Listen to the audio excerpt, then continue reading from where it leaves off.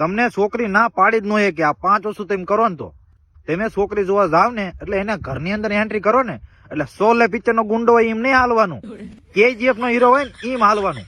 આ તો 3 મર્ડર કરીને આવ્યો છે ને એમ હાલ છે. પછી રૂમ ની અંદર એન્ટર થાવ ને એટલે શાંતિ જ બેહવાનું, ટાંગો પર ટાંગો નહીં ચડાવીને બેહવાનું જાણે કરોડો રૂપિયા ડીલ કરવા આવ્યો હોય એમ.